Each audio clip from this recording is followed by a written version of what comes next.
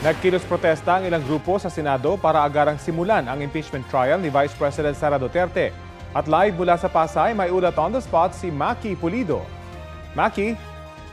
Sa ilalim ng matinding init ng araw, nangalampag sa tapat ng Senado ang iba't ibang grupo, kabilang narito ang Tindig Pilipinas, Mamayang Liberal at Akbayan. Dismayado sila sa anilay pagkaantala ng pagsisimula ng impeachment trial laban kay Vice President Sara Duterte.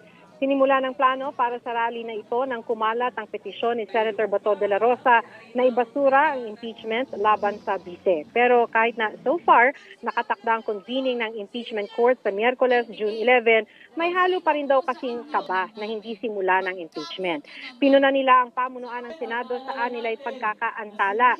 Kung sinimulan daw ito nung i-file sa Senado ang impeachment complaint, may panahon pa sana bago matapos ang 19th Congress.